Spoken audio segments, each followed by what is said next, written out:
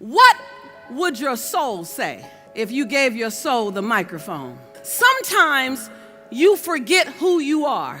If everyone doesn't get your vision, it's because God didn't give your vision to everybody. The last thing you want to do is get to the final chapter and say, who could I have been? And what could I have done had I given that dream a chance?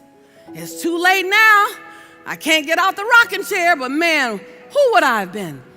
The last thing you want is to be left with memories of things you didn't do. Do it. Play big. Play strong. Fly or fall. Just do it.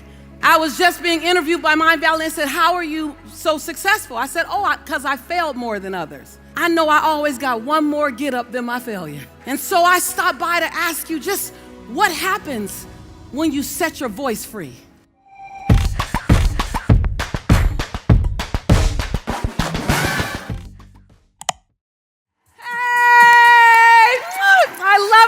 Oh my God, you look so wonderful. Can you turn that music back on a little bit? I think we have reason to. Hey! Hey!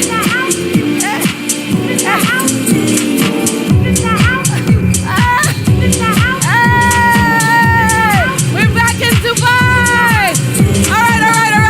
All right, so you guys know, we're gonna need the music in a minute. So you guys know that wherever I go in the world, I send videos back to my dad and my mom to prove to them I really have a job.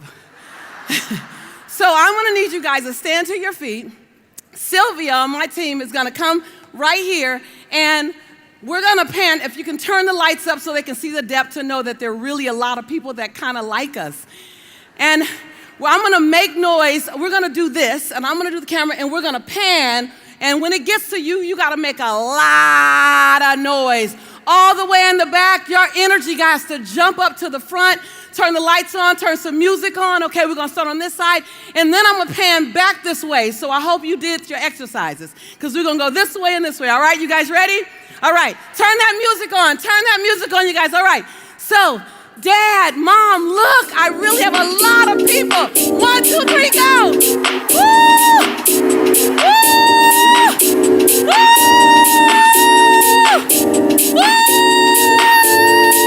Let's go back. Woo! Woo! All right, yes. All right. Thank you so much. I promise you, for so long, my family was like, are you really getting paid to talk? I'm like, yes, and I really say some things that make sense, promise you. I'm the youngest cousin of 13, and so the phrase that I heard the most was, shut up, Lisa. So, of course, I grew up to become a speaker, so someone would listen. I'm so grateful to be here.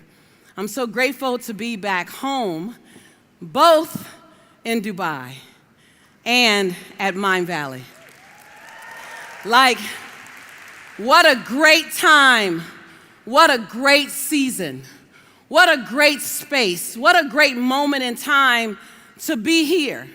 We've navigated through so much. And because you're here, it says something about your spirit. It says something about your soul. Right? Yes? See, I wasn't even gonna do that, but y'all just waiting on me to do it, huh? It says something about your tenacity. So I came, and when Vision called, it was an easy spiritual yes. It was a hard geographical yes, because I have a lot of things that I was doing in places that I'm going. But I said I can't miss being here, because there's someone in this audience. Yes. There's someone in this audience that this is your change time. This is your evolution time. This is your rebirth time. This is your re-choose time. This is your recalibrate time. This is your redirect time. This is your time. Yes? This is your time. Yes? So we all gather just to stand in agreement with you. We all came together to remind you that you are at the right place, at the right time, with the right people, with the right thoughts. It is in your imperfection that you are perfect for such a time as this. Yes? At whatever your age is perfect. You needed to have all those years behind you. or you need to have all those years in front of you. No one can do it like you. And so I just came to Dubai just to affirm, to invite you to take your voice and take it to the next level. I want to ask you the question, what would your soul say if you gave your soul the microphone?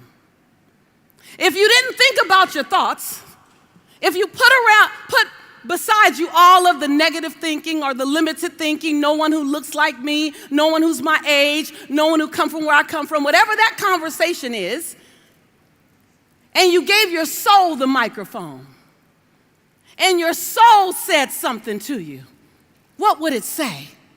What should you be doing? What would you be saying? How would you dance? How would you make it work? What would you sing from the mountaintop? How would you let your heart open up? How would you shed the cultural limitations or the gender limitations? How would you shed the religious limitations, the financial limitations, and just let your soul sing? Oh, I came here to talk to your soul. Now, your mind will be engaged, your heart will be touched, but your soul will be expanded because I came for your soul. Yes, yes? Y'all just gonna do it. I look at my life and I travel the world, for by the grace of God, I travel the world and I inspire people and I autograph stuff and I take pictures with the cutest people on the planet. I will be taking pictures later. All the cutest people on the planet join me. I look at my life and I go, that's unrecognizable. Because I was just sitting with a good friend and I was saying in 1997, I was diagnosed as clinically depressed.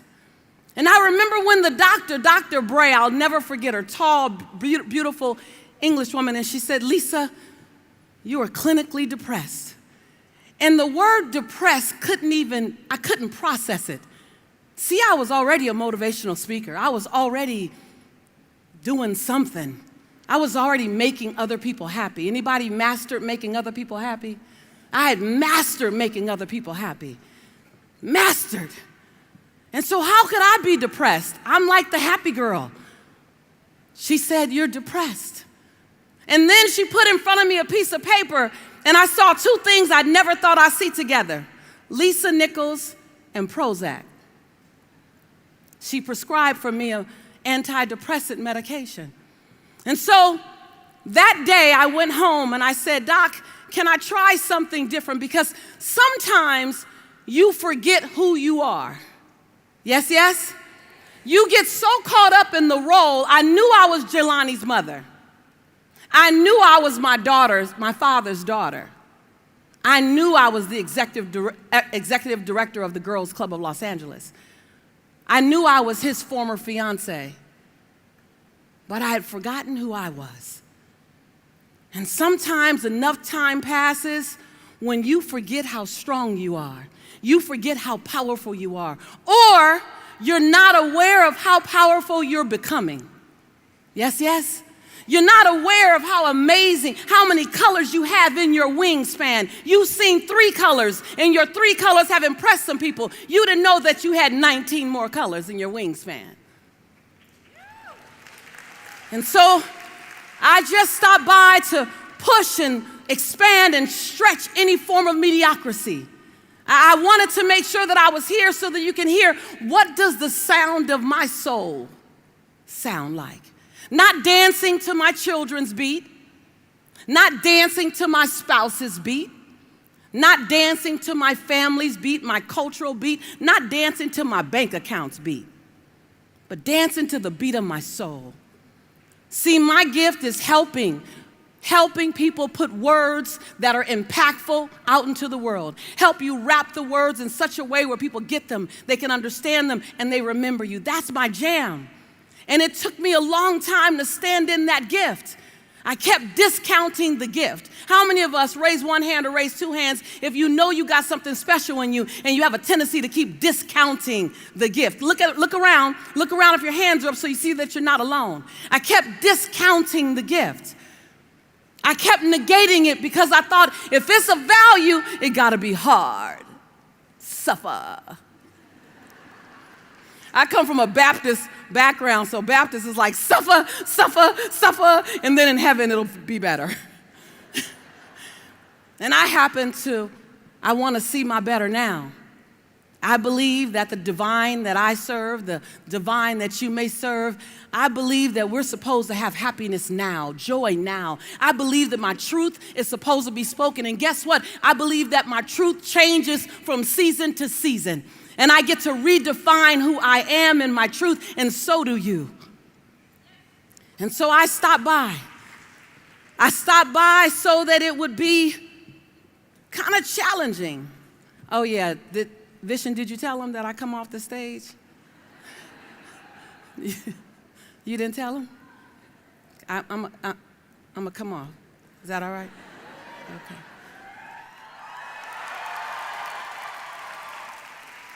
All right. When I get out the lights, you got to turn the other ones up because I'm chocolate. She gonna disappear fast.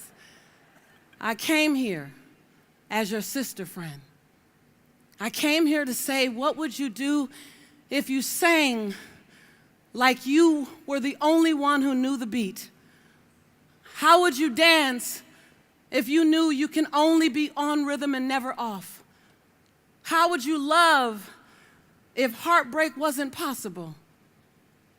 How would you leap?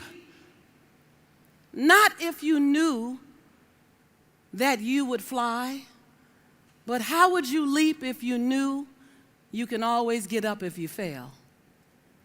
How would you leap? How would you show up if you knew humanity was waiting to hear your voice? I'm following the camera so you all can see me. What does it look like? What does it look like for you to not worry about how you look, but to be responsible for how you make people feel? What would life look like? What would it look like if you can love the unlovable? What would it look like? What would it look like if you spent every day working to blow your own mind? What would it look like? What would it look like? Bring the camera closer to me if you can. You know that zoom lens. That's a big camera. I know you got a zoom lens. What would it look like? What would it look like if you can play full out? I came here to ask you, can you give your soul a chance to speak? Yes. Yes, yes, yes. Can you and will you give your soul a chance to be heard? Yes. Yes. Will you allow the people who's supposed to cross your path and hear your voice? Will you say it loud enough so that they can hear? Will you whisper it low enough so that they could feel it? I'm just asking you. What if the greatest moment in this entire conference wasn't the answers you got, but the questions you were asked? And in the quietness of your own home, you found your answer. And when you found your answer, you begin to move so unapologetically, you begin to walk and talk without wondering what other people might think about you. See, because nobody can do you quite the way that you can do you. Nobody. Nobody. No one can do you. You are an unrepeatable miracle. There's only one fingerprint that's yours. And here's the big news. Big, good or bad, bad or happy. If you don't do you, you'll never be done. Oh, that's a yes, yes too. And your job is to make sure that this planet knows that you were here. This planet knows that this is your time. This is my time. Say, it's my time. Say, it's my time. See, when you say that, you stop wondering what's around the corner. You stop wondering, well, what if it doesn't work? You'll find another way to make it work. Well, what if they don't like me? You only want to play with people who want to play with you. Well, what if I lose my money? Well, good thing you know how to make money. There's not one what if, not one what if that justifies you sitting down on your dream. Not one what if. And let me tell you about the people who have a hard time. Can this hold a real woman? Just want to make sure. Just want to make sure. It's a lot under the yellow. It's a lot under the yellow. You want to make sure. We're so adamant about wanting to be liked. But here's the deal. You only want to play with people who are ready to play with you. And that thing about your vision, not everybody can get your vision. Not everyone got Vision's vision. Not everyone could see this room. Not everyone could understand. But here's the thing I want you to walk away with. If everyone doesn't get your vision, it's because God didn't give your vision to everybody. God gave your vision to you. Yes, yes.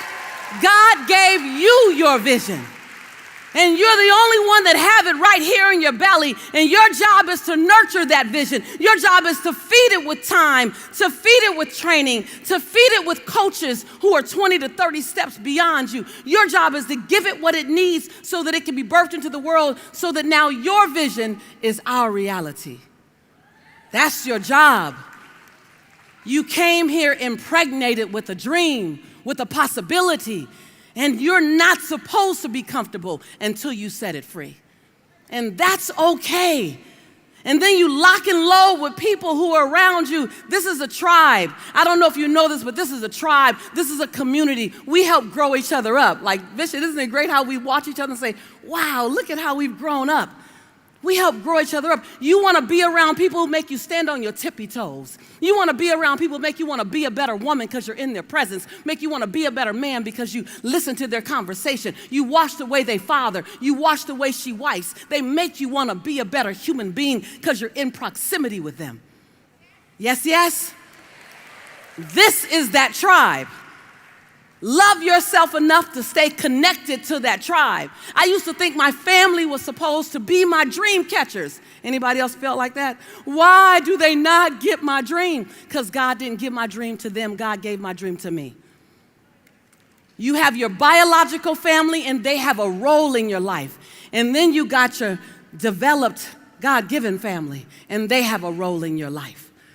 And you find your tribe. Because the last thing you want to do is get to the final chapter and say, who could I have been? And what could I have done? And who could I have touched had I given that dream a chance? It's too late now. I can't get out the rocking chair, but man, who would I have been? The last thing you want is to be left with memories of things you didn't do. Do it. Play big. Play strong. Fly or fall. Just do it. Yes, yes? Just do it. I was just being interviewed by Mind Valley and said, how are you so successful? I said, because I failed more than others. Because I'm not counting the failures. I know I always got one more get up than my failure. And these days, my failures come 7 figures and require lawyers. Woo! And so I stopped by to ask you just what happens when you set your voice free. Now, many of you, you have a voice, and that voice is uncultivated. You don't quite know how to use it. You watch someone like Vision. You watch someone like the speakers. You may watch someone like me and go, I don't do it like that. Well, you shouldn't do it like that. You need to do it like you. It doesn't mean you can't get training. I remember so many years people said, oh my God, Lisa, you're the next Oprah Winfrey. You're the next Oprah Winfrey. I said, you know what? If you want me to give you Oprah, I will fail you every time. Oprah is already being done. But if you're ever interested, I do a doggone good Lisa Nichols. I do a doggone good Lisa. I got her on lock. Benjamin Franklin says that comparison is and will always be the thief of all your joy. You can only do you. And if you don't do you, you won't be done. And don't get caught up if you have an amazing bio. Because your bio is one thing, but your future, is another. And we are vested in who you're becoming. Michelle Obama wrote the best book with the best title, Becoming. We are all becoming. And so I stopped by to ask you, who are you becoming? Who's sitting in the chair that you're sitting in right now? What does she look like 3 years from now? What is he doing 5 years from now? How many lives has she touched? How many people has he inspired? What are you doing and who are you becoming? Oh, I don't know if they told you. I didn't necessarily come to keep you comfortable. I don't mind. I don't mind that healthy tension in a room. I don't mind it at all, because when iron sharpens iron, great things happen. Yes, yes? And so this is that time when you look up and you go, wait, what part of me has to die away so the next part of me can be born? What part of me needs to sit down so the rest of me can stand up? What's on the other side of my fears? What's on the other side of my procrastination? I want to see what's on the other side of my hesitation. What's on the other side of my putting me last? Oh, so many great questions. The beauty is in the questions. Did she really come out here on stage to ask us a bunch of questions? Yes, she did, because the mind has to try and find the answer. You're welcome. You're welcome. When I was on Oprah, can I have 2 chairs? One more chair. When I was on Oprah in 2007, I had this experience happen. Before I was on Oprah, I dreamed about being on Oprah for 10 years. 10 years. I'm going to be on Oprah. I'm going to be on Oprah. Now, don't judge me. Don't judge me. You can sit it right here. That's perfect. Thank you. Thank you so much. For 10 years, I dreamt about being on Oprah, and I would tell everyone, I'm going to be on Oprah, I'm going to be on Oprah. And I did something weird when I was on Oprah. Let's just assume, thank you so much. Let's just assume I'm right here and Oprah's right there. Hey, girl. Now, I did something strange on Oprah. I don't know why this was in my dream. Do not judge me, please. Please don't judge me. But when I was on Oprah, I would sit, and when Oprah looked in the other direction, I would sneak. It sounds so stupid to share this out loud with somebody, but it's the truth. I would sneak and I would smell her white leather couch. You guys remember she used to have that white leather couch? And I guess somewhere in my mind, I knew Oprah's couch would be the best white leather couch that existed. So apparently, I wanted my olfactory glands to experience that. And so for 10 years, I would say, I'm going to be on Oprah, and I'm going to smell her white leather couch. You guys know I'm going to be on Oprah, and I'm going to smell her white leather couch. I tell my brother and my cousins, oh, by the way, family, I'm going to be on Oprah, and I'm going to smell her white leather couch. And after a while, smelling the white leather couch became as important. Don't judge me. Do not judge me. As seeing Oprah. I began to say, you guys, that couch going to smell good, and yeah, Oprah going to be cool too. So in 2007, I get a phone call. Hello, Miss Nichols. This is Harpo, Inc. Harpo. I literally said this. Harpo. That sounds familiar. The woman said, Oprah. I said, yeah. That's what I thought. She said, Oprah loves your work in The Secret, and she'd love to have you on the show. I jumped off the phone. I said, yes, I'm going to Oprah, and I'm a what? I'm going to smell her cream leather couch. It's on. I was so excited, you guys. I had it all down to a science. I was going to wait until she looked the other way at Rhonda Byrne or at Reverend Michael Beckwith, and as soon as she looked away, I was going to sniff that couch. And I was going to come back. And I was going to come back and explain it and how it smelled to everybody. I get to Oprah. Anybody see us on Oprah? If so, you remember, don't you? I walk out on stage. 5 stools. I still get upset. It's been like 20 years and I still get mad. Like, shit, how would they do that to me? I'm mad. I'm on Oprah like I'm on Oprah kind of mad. Now, you know I'm going somewhere with this story because in order for you to go to your next level, you got to own and embrace the one you're in right now. So I get to Oprah, it's 5 stools, we have a great show, she shoots an after show. During the commercial breaks, she talks to me on every commercial break. One commercial break, she tells me, "You remind me of someone I know." And the next commercial break, I was too afraid to respond, I was like, okay. Next commercial break, she goes, "It's me." Okay. Show's over, it's a great show, it was amazing.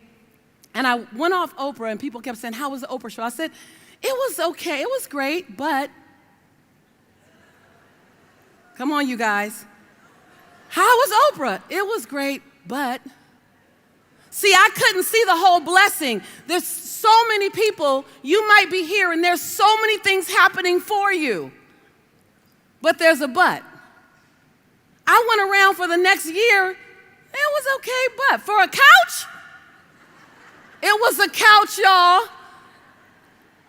2 years later, Warner Brothers called me and said, "Miss Nichols, we'd like for you to consider you for a show." I said, "What's the name of the show?" They said, "The Lisa Nichols Show." I said, "I like that name of a show." They said, "We'd like to design a set for you. What are some of your favorite colors?" I said, "Oh, I like peach, and I like orange, and I like yellows, obviously." And I said, "And I like round stages, and I like pillows." They said, "Great, we'd love for you to come in, and we want to show you some things." I said, "Well, I'm on my way to South Africa with my son for a month, but when I come back, I'd love to meet with you." They said, "Sure." I come back from South Africa, they had done a little something. They said, "We'd like to show it to you." I walk into the studio, and there's a round stage, and there's yellow pillows, and there's peach pillows and orange pillows. And on stage,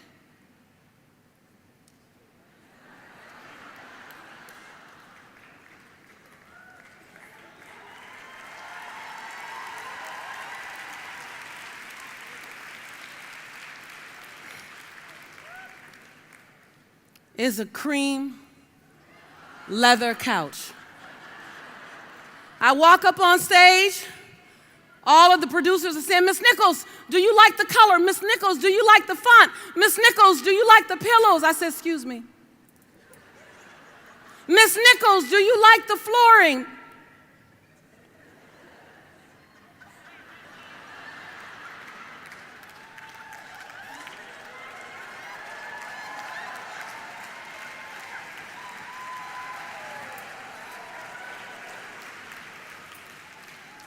And right there in front of about 46 production crew members, I had to sit and apologize to God.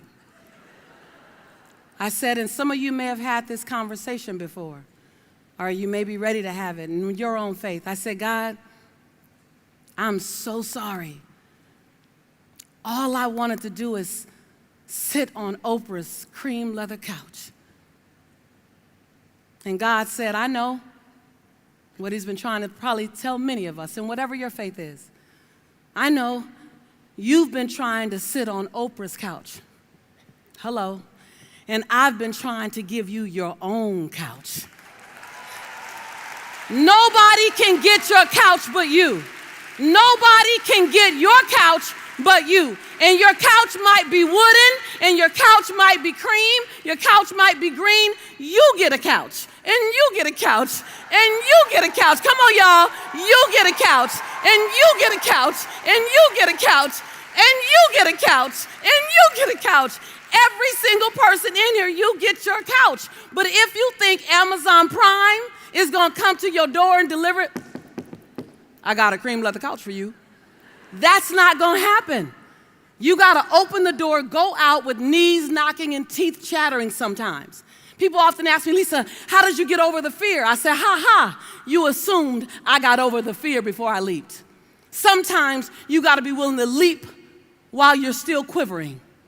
You got to speak while your voice still shakes. You got to show up while you're not quite sure what you look like. You got to be willing to get comfortable in your imperfection. You got to remember that other people's perception of you, as my grandma says, ain't none of your business, baby. Yes, yes. Yes, yes. And so I just stopped by. I'm going to be around later. I'm going to take pictures. I told him I want to take pictures with as many people as I can. Vishen knows I love to come. I love to be with you as much as I can. I love to serve you. I love to be around you. I love to find out about you and what you're up to and anything. Like, I'm into you. I am you. I'm your sister. I came for you. I came for you. I came for you. And everything you feel that resonates between you and I, that's real. I came for you. But here's what you don't want me to do. You don't want me to let you sit down on your dream. You don't want me to let you sit down on your greatness. You don't want me to let you dim your light. And everybody can't handle your light, and that's okay. But here's what we make the mistake of doing. Because they can't handle your light, you begin to turn the dial down when you enter a room to make sure that you don't blind anybody with your greatness. And then over years, you take your hand off the dial. And then you come to a place like this, and you're like, oh my God, I want to turn that light up. And where is the dial now? And so I challenge you to find your dial and turn it up. After all, turn down for what? For what? Turn it up unapologetically. I used to always walk in a room uncomfortable about my light. I was always, people say, Lisa, why do you always stand out? I go, I don't know. And I try to shrink and shrink and shrink and shrink and shrink and shrink and shrink and shrink and shrink so that I didn't offend anybody. And then when I wanted to stretch out, I was scared to because I didn't know that woman. But then I gave her a chance and I met her because it's my time and it's your time. The world needs you like never before. It's your time. Can you believe that? It's your time. Can you believe it enough to say, it's my time? It's my time. I mean, say it to yourself, not to me. It's my time. This is my time. Even when it gets hard, it's my time. Even when it's challenging, even when it doesn't feel good, say it like you mean it. Say it like you got to convince somebody. Say it like it's been long overdue. Even when it's scary. Even when it's scary. Even when it costs more money than it should. Even when it takes longer than it should. What time is it? What time is it? Even when they don't get your vision. Even when they speak bad about your vision. Even if you run out of money. Even if your body's not acting right. Even when you need some help. It doesn't matter the climate, the temperature, the circumstances, the politics. It doesn't change the fact that what? And if all you remember from this conversation, if all you remember, then we've had a really good time. Like, it's your time. This is your stage. This is your time.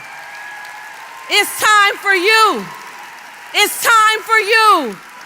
We need you. Don't dim your light. I need you. They need you. The world needs you. Speak up. Show up. Yes, yes. Yes, yes. Find 3 people and go to them and say, it's my time. It's my time. It's my time. It's my time. It's my time. It's my time. Oh, it's so my time. Oh, it is so my time. It's your time? Because is it your time? It's my time. It's your time.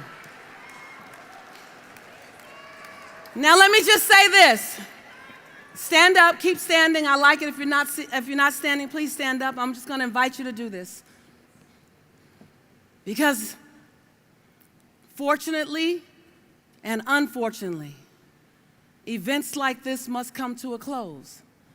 Because when they come to a close and stop, that's when you start. You can't do the work you must do in the world while you're in this room. So if this arena had to gather, the lights had to come, the stage had to be built, and all of us had to come and witness your first day of the rest of your life, then it's been a good time together. It's been a good time together.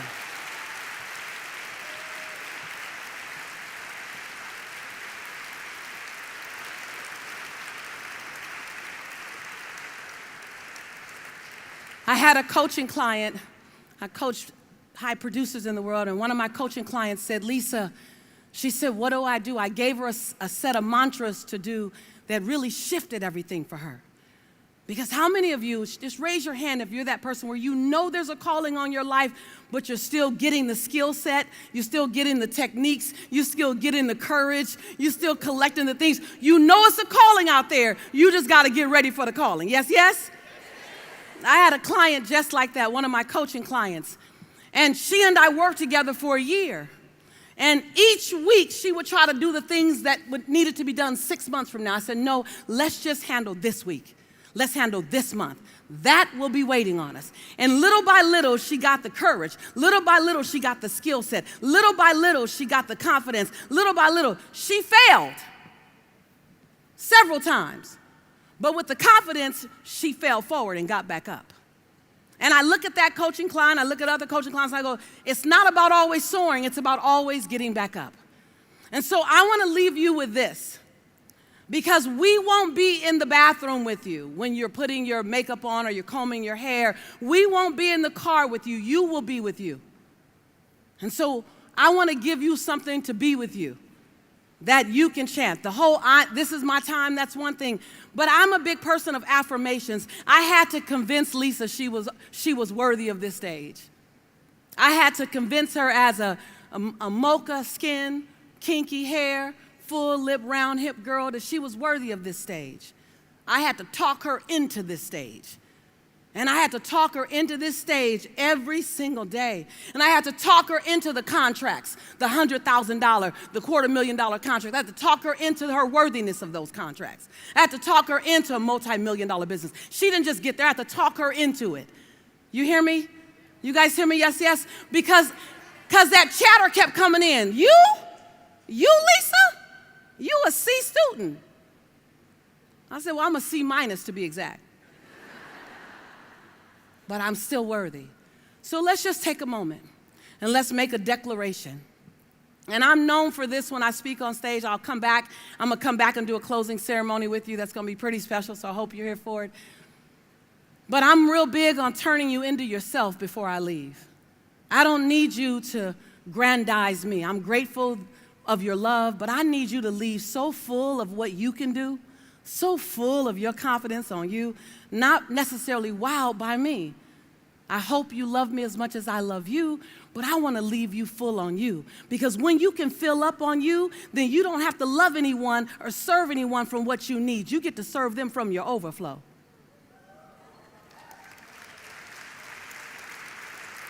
Don't feed them from the cup. Don't feed them from the cup. Feed them from the saucer. Yes, yes? Somebody just came for that part right there. And so now in this declaration, I want you to make a statement. And I want you to change the words according to what you need to say. This isn't a one-size-fits-all. We're together, but it's not all a kumbaya moment. This is an individual moment of declaration and confirmation. And what I want you to walk away with is certainty. Say certainty. Say certainty. I want you to walk away with certainty that I am fit. I am created for such a time as this. I'm certain of that. Certainty. You came for certainty. You didn't come for entertainment, and not every moment is going to give you certainty. There are moments throughout these 2 days that simply said, that's exactly what I came for. That's giving me my certainty. That's what you came for. And you walk away and you hold on to it. And as you leave, in the car, in the taxi, in the Uber, in the hotel, and I talk to myself all the time, you guys. Y'all might see me over the hotel having a full-on conversation with Lisa. I'm quite fine with that. Because guess what? I gave up trying to be ordinary. So I don't mind people thinking I'm strange. There's so much freedom in being considered strange. Like you can do anything because you're already strange. Like, there's freedom in strange, y'all. There's freedom in strange. There's freedom. There's freedom in your unique, unrepeatable miracle fingerprint. And so put one hand over your heart, whichever hand makes you feel good. Repeat after me. I was built for such a time as this. Everything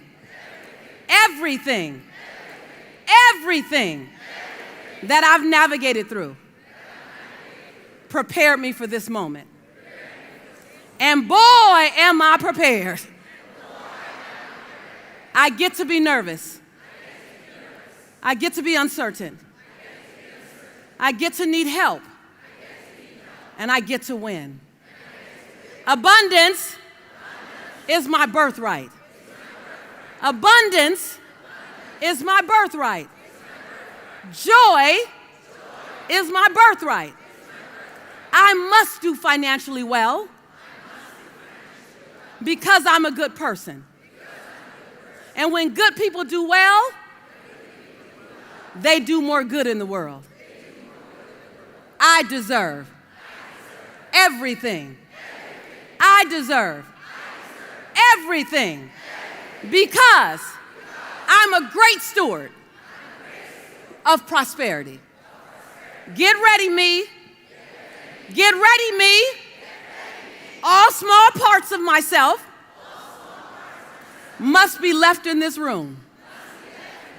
And the big me is going. Grab someone, tell someone high five. Now, I have you say that you can have a seat. I have you say that so you can feel what it feels like in your cells. And it's necessary in your cells to feel that conversation. Did that feel good to anybody? Anybody say, oh my God, I needed to have that. While everything we say have value, the most valuable thing is what you will say to yourself. A lot of times when I'm coaching, I'm always having my clients say things, affirm it, say it, speak it, because I never thought I'd be up here. In 1994, I became a single mom. In 1995, many of you know, I had $11.42 in the bank. And I had to wrap my son in a towel for 2 days. I was so grateful for the food stamps. I was so grateful for the WIC, free cheese, free pasta, free milk. I remember standing in front of the clerk's desk who gave me my food stamps, and I said, ma'am, could you look up at me? She said, ma'am, I'm busy. I got a lot of people. There's a long line behind you. I don't have time. Just fill out the paperwork to get your free food stamps. I said, ma'am, I need you to look up at me. I need to tell you something. She said, I don't have to. I said, ma'am, I need you to look at me. And startled, she looked up. And I said, I just want you to see my face. Because all I need is a bridge over troubled waters. But I'm not going to always be here. One day, I'm going to make good on what you're giving me now. I'm a good investment. I'm a good investment.